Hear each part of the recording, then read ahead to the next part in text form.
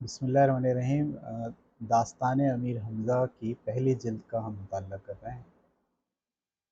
7 حصے ہم پہلے پڑھ چکے ہیں، اب ہم پڑھنے جا رہے ہیں اس کا 8واں حصہ۔ تو میں اس کو کل کے ساتھ جوڑتا ہوں۔ دن نکلا تو استاد بازار سے ناشتہ کر کے مدرسے گئے۔ دیکھا کہ عمرو سب سے پہلے آیا ہوا ہے اور مدرسے میں جھاڑو دے رہا ہے۔ اس نے استاد کو دیکھ کر ادب سے سلام کیا اور ان کے جوتے اتارنے کو دوڑا۔ استاد نے عمرو کے کان پکڑ کر کہا، کل تو نے مجھے بھوکا مارا، سارا کھانا کھا گیا اور خالی برتن میرے گھر دے آیا۔ جناب میں نے تو کچھ نہیں کھایا، عمرو نے جواب دیا۔ آپ نے ہی تو فرمایا تھا کہ ٹوکری ہرگز نہ کھولنا، اس میں مرغا بند ہے، بھاگ جائے گا۔ کیا میں مرغے کو کچا چبا گیا؟ استاد نے دل میں سوچا کہ یہ لڑکا میرے بس کا نہیں ہے، میں اسے پڑھانے سے باز آیا۔ ابھی جا کر خواجہ صاحب سے کہتا ہوں کہ اسے مدرسے نہ بھیجا کریں۔ یہ فیصلہ کر کے وہ اٹھے اور خواجہ عبد المطلب کے مکان کا رخ کیا۔ عمرو سمجھ گیا کہ استاد خواجہ صاحب سے شکایت کرنے جا رہے ہیں۔ وہ بھاگا بھاگا امیر حمزہ کے پاس پہنچا اور بولا، میں تو یہاں سے بھاگتا ہوں، اب گھر نہیں جاؤں گا، زندگی رہی تو پھر ملیں گے۔ امیر حمزہ اور مقبل وفادار یہ سن کر رو پڑے۔ انہیں عمرو سے بڑی محبت تھی اور ایک لمحے بھی اس کے بغیر نہیں رہ سکتے تھے۔ کہنے لگے، عمرو اگر تو شہر چھوڑ کر جاتا ہے تو ہم بھی تیرے ساتھ چلیں گے۔ یہ کہہ کر دونوں اٹھ کھڑے ہوئے۔ ان کے ساتھ 10-12 لڑکے اور بھی اٹھے اور وہ گروہ شہر سے نکل کر پہاڑوں کی طرف روانہ ہو گیا۔ ایک سنسان پہاڑ کے غار میں سب لڑکے چھپ کر بیٹھ گئے۔ جب شام قریب آئی اور سورج مغرب کی طرف جھکنے لگا تو بھوک کے مارے سب کا برا حال ہوا۔ امیر حمزہ نے عمرو سے کہا، یار تیری وجہ سے ہم یہاں آ گئے اور تو اطمینان سے بیٹھا ہے، ہمارے کھانے پینے کا کچھ انتظام کر۔ یہ کون سی بڑی بات ہے، عمرو نے کہا، میں ابھی شہر جا کر کھانا لاتا ہوں۔ اور وہ غار سے نکل کر دوڑتا ہوا شہر کی جانب چلا۔ ایک قصائی کی دکان کے پچھواڑے چھچڑے اور ہڈیاں پڑی تھیں۔ اس ڈھیر میں سے اونٹ کی ایک باریک آنت تلاش کی اور زبیدہ نام کی ایک بڑھیا کے مکان پر پہنچا۔ اس بڑھیا نے بہت سی مرغیاں پال رکھی تھیں اور ان کے انڈے بیچ کر گزر اوقات کرتی تھی۔ عمرو دیوار پر چڑھ کر صحن میں کود گیا۔ کچھ فاصلے پر کئی مرغیاں دانہ دن کا چگ رہی تھیں اور بڑھیا پیٹھ پھیرے بیٹھی تھی۔ عمرو دبے پاؤں مرغیوں کے قریب گیا اور اونٹ کی لمبی آنت کے ایک سرے پر گرہ لگا کر مرغیوں کی طرف پھینکی۔ آنت کا ایک سرا اپنے ہاتھ میں پکڑے رکھا۔ ایک مرغی دانہ چگتے چگتے ادھر آئی اور آنت کو نگلنے کی کوشش کرنے لگی۔ عمرو نے جھٹ آنت کا دوسرا سرا اپنے منہ میں دبایا اور پھونک ماری۔ آنت میں ہوا بھری تو وہ پھول گئی اور گرہ کا پھندا مرغی کے گلے میں اٹک گیا۔ مرغی کے گلے سے آواز تک نہ نکلی۔ عمرو نے بڑھ کر اسے پکڑا اور قمیص کے نیچے چھپا کر دیوار پھاند کر باہر نکل گیا۔ پھر مکان کے پچھواڑے جا کر 4-5 پتھر صحن میں پھینکے۔ گڑیا گھبرا کر مکان سے باہر نکلی۔ عمرو پھر مکان میں کودا اور انڈوں کی ایک ٹوکری اٹھا کر بھاگ گیا۔ یہ شرارت دیکھ رہے ہیں آپ؟ یہاں سے وہ سیدھا ایک کبابی کی دکان پر پہنچا، مرغی اور انڈے اس کے حوالے کی اور کہا، اس مرغی کے کباب اور ان انڈوں کا حلوہ جلدی تیار کر دے۔ 2 روپے کی روٹیاں اور کلچے بھی لگا دے، میں اپنے ساتھ لے جاؤں گا۔ خواجہ عبد المطلب کے ہاں چند مہمان آ گئے ہیں، ان کی دعوت کرنی ہے۔ اپنا ایک نوکر میرے ساتھ بھیج دے، وہ پیسے لے کر آ جائے گا۔ بے چارے کبابی نے خواجہ عبد المطلب کا نام سن کر سب کام چھوڑا اور جلدی جلدی مرغی ذبح کر کے اس کے کباب بنائے، پھر انڈوں کا حلوہ تیار کیا روٹیاں اور کلچے اس کے پاس پہلے سے تیار تھے۔ سارا کھانا ایک بڑے سے تھال میں لگا کر اپنے نوکر کے سر پر رکھوایا اور کہا کہ اس لڑکے کے ساتھ خواجہ عبد المطلب کے گھر چلا جاؤ۔ کھانا وہاں دیکھ کر جتنے پیسے وہ دیں لے کر آ جانا۔ عمرو جب خواجہ عبد المطلب کے گھر کے قریب پہنچا تو نوکر سے کہا، مہمان دیوان خانے میں بیٹھے ہیں، لا کھانے کا تھال میرے سر پر رکھ دے اور تو خود مکان کے پچھلے دروازے سے اندر چلا جا، وہاں خواجہ صاحب ہوں گے، ان سے پیسے لے لینا۔ نوکر نے ایسا ہی کیا۔ عمروں نے دوڑ لگائی اور غار میں آ کر دم لیا۔ سب لڑکوں نے مزیدار کھانا خوب پیٹ بھر کر کھایا اور اطمینان سے پیر پھیلا کر سو گئے۔ اب ذرا ادھر کی سنیے کہ خواجہ عبد المطلب کے گھر میں کیا ہوا۔ استاد خواجہ کے پاس بیٹھا رو رو کر اپنی داستان سنا رہا تھا اور خواجہ صاحب غصے سے کانپ رہے تھے۔ اتنے میں مرغیاں بیچنے والی بڑھیا بھی آ پہنچی اور شکایت کی کہ امیہ کا بیٹا عمرو میرے گھر میں آن کھودا اور ایک مرغے اور انڈوں کی ٹوکری اٹھا کر بھاگ گیا۔ خواجہ عبد المطلب نے مرغی اور انڈوں کی قیمت بڑھیا کے حوالے کی اور ابھی وہ دعائیں دیتی ہوئی گھر سے باہر نکل ہی رہی تھی کہ کبابی کا نوکر آن پہنچا۔ کیا بات ہے، کہاں سے آئے ہو؟ خواجہ صاحب نے پوچھا۔ جناب والا، میں کبابی کا نوکر ہوں۔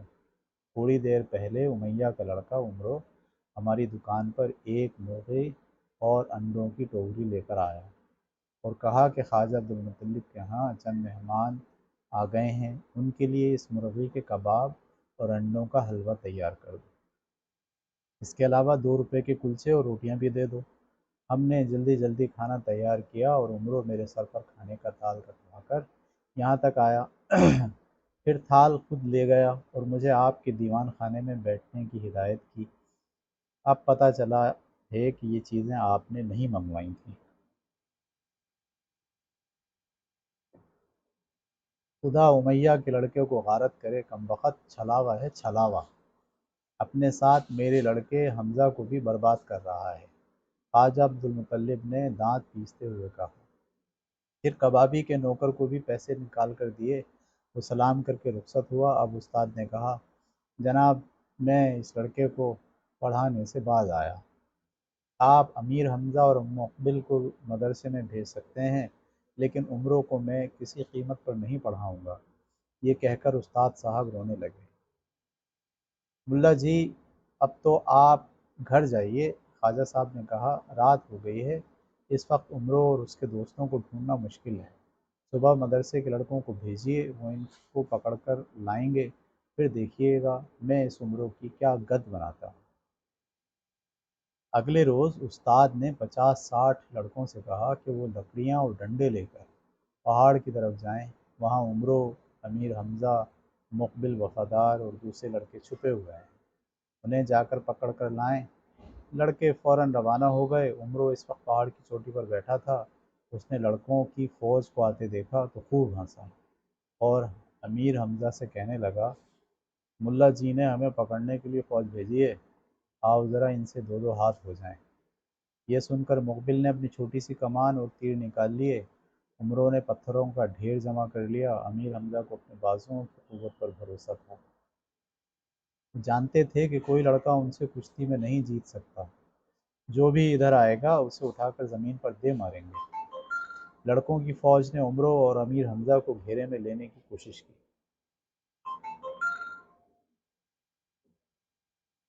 تو عمرو نے پتھروں کی بارش برسا دی اور مقبل کی کمان سے تیر نکلنے لگے۔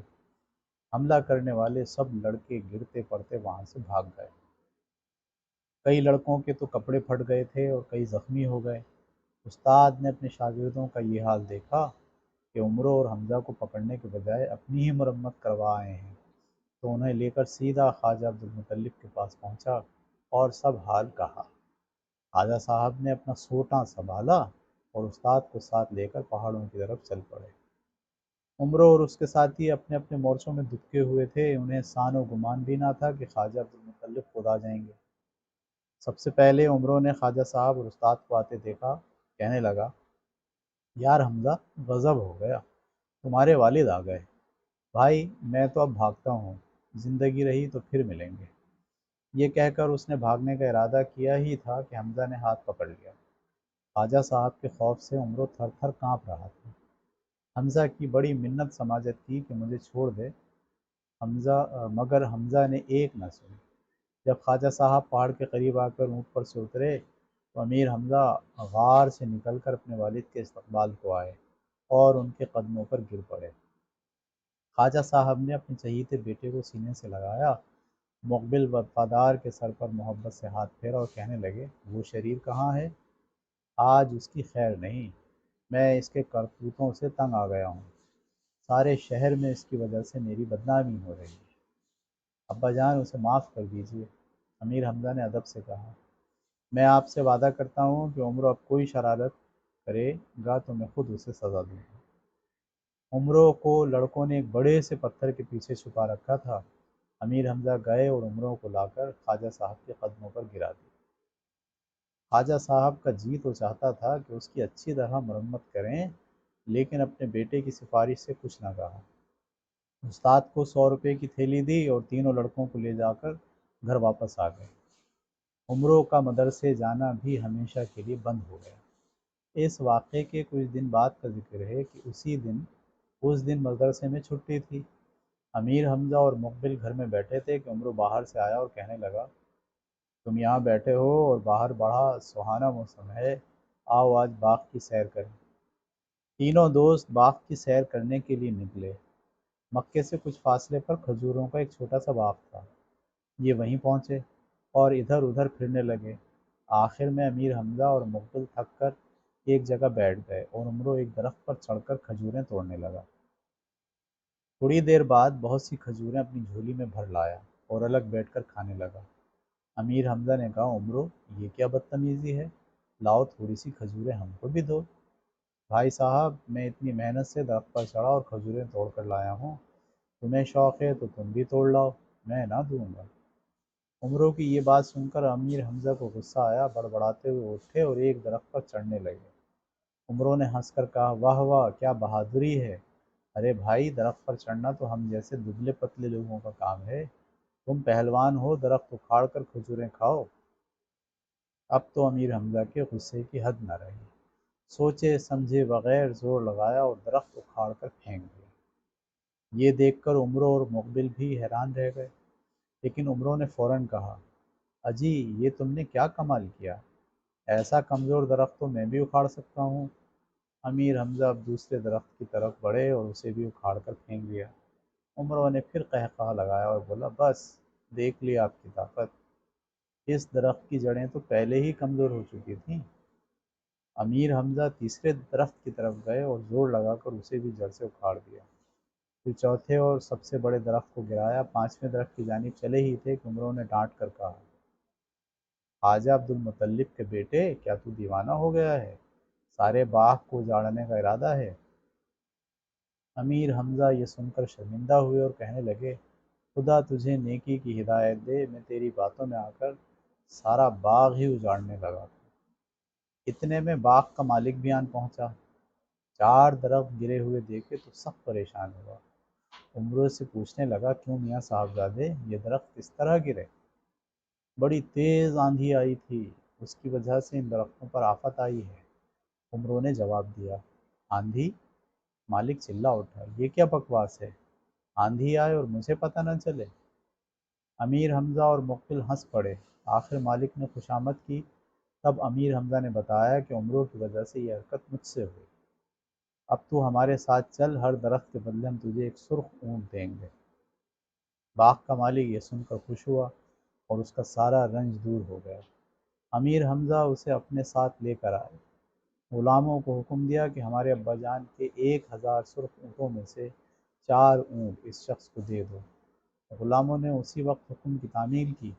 امیر حمزہ اور مقبل تو گھر چلے گئے، لیکن عمرو اس شخص کے پیچھے پیچھے چلا۔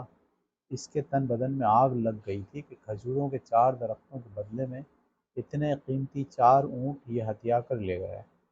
تھوڑی دور جا کر اسے روکا اور کہنے لگا، او بھائی تو بڑا خراب آدمی ہے، تو نے حمزہ کی خوشامد کر کے یہ اونٹ ہتھیا لیے، ابھی جا کر خواجہ صاحب سے تیری شکایت کرتا ہوں۔ یہ سن کر وہ بیچارہ سخت گھبرایا، گڑ گڑا کر کہنے لگا، حمزہ نے بھی تو میرے باغ کے 4 درخت اکھاڑ ڈالے ہیں۔ وہ تو ٹھیک ہے، لیکن یہ کہاں کی شرافت ہے کہ 4 درختوں کے بدلے میں تو کئی ہزار روپے کے اونٹ لے جائے؟ عمروں نے کہا۔ پھر تم ہی کچھ بتاؤ، اس نے کہا۔ ان میں سے ایک اونٹ مجھے دے دے، عمروں نے مسکرا کر کہا۔ باغ کا مالک ڈرتا تھا کہ اگر عمروں نے خواجہ عبدالمطلب سے شکایت کر دی تو شاید وہ سبھی اونٹ چھین لیں۔ اس نے کچھ کہے بغیر ایک اونٹ عمروں کے حوالے کر دیا۔ اب عمرو سیدھا منڈی میں پہنچا، 1,000 روپے میں اونٹ بیچا اور ہنستا کھیلتا گھر آیا۔ امیر حمزہ نے 1,000 روپے کی تھیلی عمرو کے پاس دیکھی تو کہنے لگا، سچ سچ بتا، یہ رقم کہاں سے آئی؟ یاد رکھ، اب میں تجھے ابا جان کے ہاتھ سے نہیں بچا سکتا۔ بھائی صاحب، یہ میری محنت کی کمائی ہے، عمرو نے جواب دیا، اور پھر مزے لے لے کر ساری کہانی حمزہ اور مقبل کو سنائی۔ وہ خوب ہنسے اور کہا، خدا کی پناہ کمبخت، کسی پر تو ترس کھایا کر، اس غریب شخص سے ایک اونٹ چھینتے ہوئے تجھے ذرا شرم نہ آئی؟ وہ ایسا کون سا شریف تھا؟ عمروں نے کہا، وہ تم کو بیوقوف سمجھ کر 4 اونٹ ہتھیانا چاہتا تھا۔ تو یہ تھا جناب ہمارا 8واں پارٹ ہم نے پڑھ لیا۔ اس کے بعد کل انشاءاللہ ہم اسی کا نواں حصہ جو کہ اگلی ہیڈنگ کے ساتھ ہے اس کا ہم مطالعہ کریں گے۔ کل تک کے لیے اجازت دیجیے، اللہ حافظ۔